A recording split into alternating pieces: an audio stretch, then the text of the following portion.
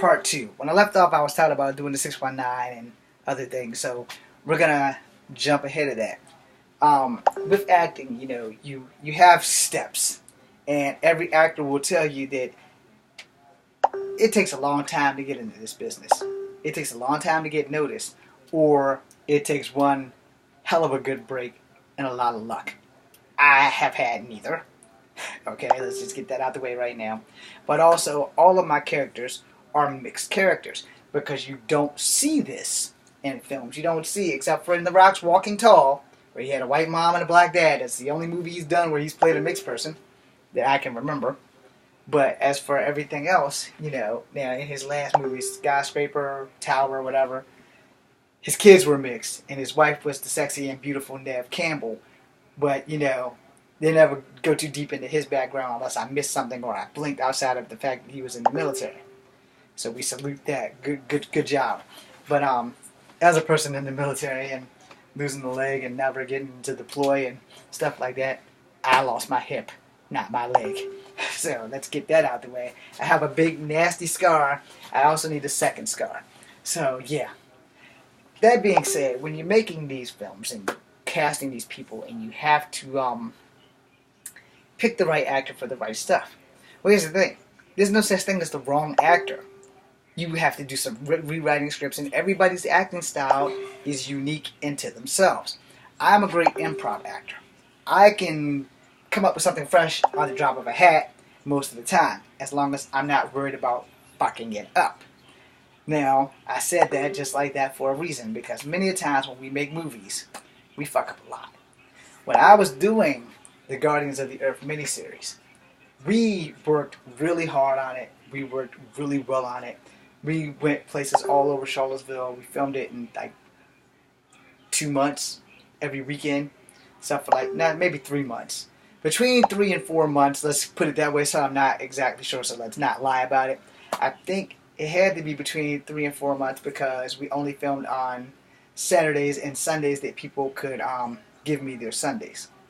So while we were filming it, things were going great, and we got everything we needed together. And I want to thank you guys for that, everybody who participated in the film. And it could have been a full-on feature. The problem was, at the time, YouTube had a limitation on what you could show and how long you could show. So the first episode was like a clear 45 minutes. And it starts off very dry, and it gets to where you can't wait for the second episode. Sadly, the second episode is like roughly 10 minutes. Roughly. Because I had the time constraint thing. So technically the second episode and the third episode I had to cut to make them 2 separate episodes, but they could have all fit into one episode. And me trying to follow the rules, there we go. So the third episode is maybe 11 and a half minutes. So you got like 10 and 11. You got like 21 minutes. And that's just under 30 minutes. And had I been thinking about that, we could have narrowed it down. Initially, I wanted to shoot 13 episodes. But the guys could only give me enough for 7. So we agreed that it would be 7. And then 2 of my actors just chose that we don't want to do it. We're going to do everything we can to not be there. I'm going to ride a scooter to Amherst. I'm going to not follow James' request about not getting high on Friday so that I can show up on Saturday ready to go. And that's pretty much how that happened. I'm not going to out them. They know who they are. But the thing was, I don't have anything against anybody who drinks alcohol or smoke weed. I don't do it myself in my personal life. And I would hope to never have to play a character that does that, because I've grown up watching that shit, and it's just not healthy. And it's not the image that people of color should have. But unfortunately, sadly, people of color are the ones that the statistics have the most of. So, that being said, they didn't show up. It was only one white guy in the movie. He's going to be the hero to save the heroes. And he's the one that rode the motor scooter to Amherst and decided, okay, fuck it, we're not going to do it. So I had to kill him off in episode 1. Because he wouldn't show up to film, and we couldn't get any more footage, and everything I had of him was in episode 1. So we killed him off in episode 1.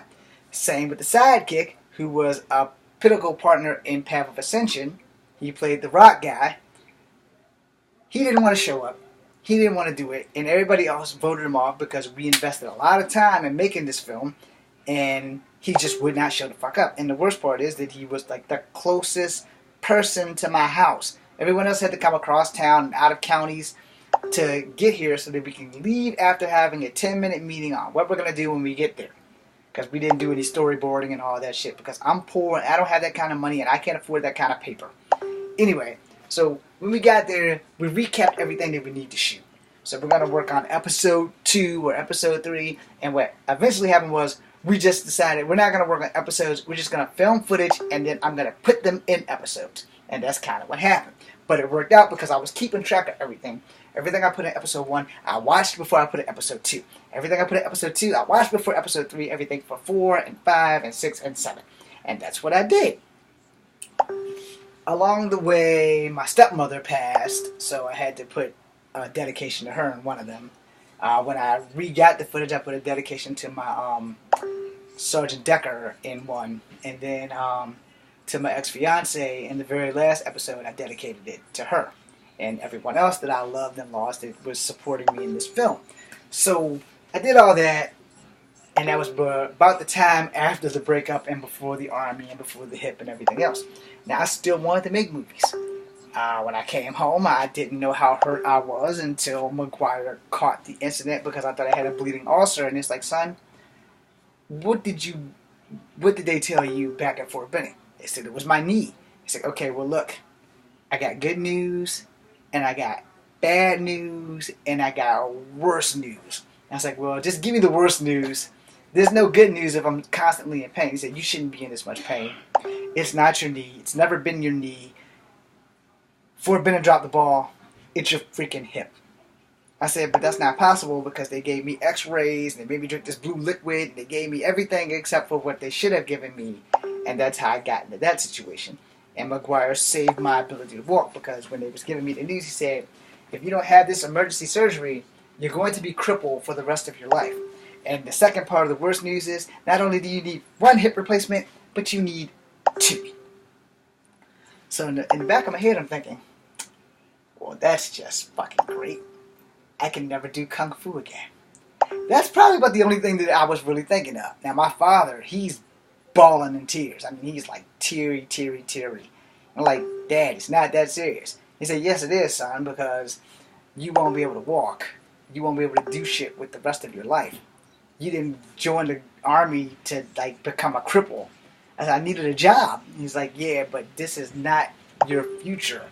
You don't have a future without getting this hip replacement. And then you're going to need another hip replacement on top of that. And so we talked about it in the car. We went on home, and I had to do all these preparations. I had to go get some teeth taken out.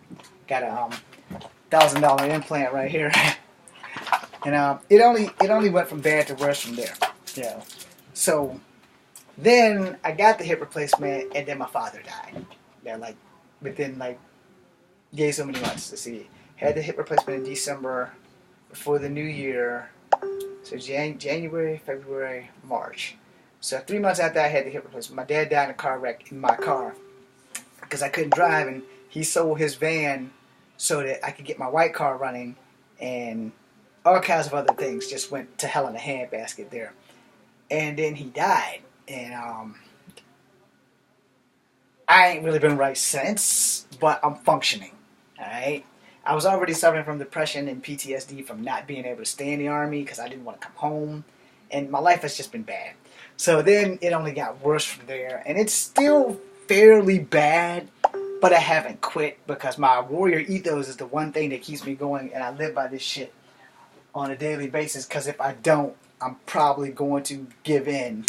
I'm not going to read them because you never know who's watching, and terrorists get a hold of your warrior ethos and they'll understand how they can infiltrate. But my warrior ethos, it never leaves my pocket. Well, it never leaves my wallet. I carry it with me. It's my breath of life, if you would. And it's like the one thing that keeps me going. I also have a picture of Jesus. So I always have God close by. Well, the Son of God. Anyway, that being said, you know, when it comes down to acting, you search and you search and you find, but you don't find the characters that represent you. I can tell you two mixed actors offhand that are male, which would be The Rock and Jason Momoa. You know, because they're both part Samoan, and Jason Momoa is part Samoan, and I think one of his parents was white. And Rock's daddy was black and Canadian. His mom was Samoan. So, and he comes from Samoan royalty. But they get like the roles, you know, and unknowns like me, we get laughed out the studio. Because that's exactly what happened when the studio that came here with The Promise of Hollywood East happened. Now, you know, I don't really hold a grudge. But I ain't gonna say I'm not angry about the shit, because had I been discovered in 2000 with the stuff that I did and gave to that studio, who don't make kung fu movies, which again was a lie, just ask Scott Adkins in the new Hellboy flick and you'll find out the studio I'm talking about. I might have outed them on one of my videos here before, but since nobody's really watching me, that's that. But, you know, I had a dream, I had a path, and I was going to take it, but you have doors, checks, and balances when it comes to that. So on the independent circuit, I figured, well, hell, I can't go with so wrong. And the plan was for me and all the guys that we made films to have our YouTube channels and stuff sync up and run the stuff simultaneously. That was until the footage got stolen by some asshat in Alabama. Which also could have been prevented in something else I'm going to make another video about. And that'll be the last video for today. And I'll catch up on more videos tomorrow. But for acting, you know, the hardest part of acting, I'm going to say this now so that I can stop and go make my other movie before my thoughts go away. The hardest part of acting is being discovered. That's it. You can do the acting thing. The problem is you have to be discovered by the right people. I have 54 followers here on YouTube. I love you all, but the right people ain't seeing my stuff. And the fact that everybody and their mama knows Kung Fu means I'm no longer a commodity. I'm just another small fish in a gigantic ass pond. And that being said, thank you for watching. And thank you to all my followers for being loyal enough to keep following me. Also, if you're on Kung Fu Havoc 1, I no longer have control of that. So you should probably stop watching that unless you want nostalgia of when I actually was pretty good with my martial arts. And if you can make any of those go viral, that would be lovely. Thank you. Be seeing ya.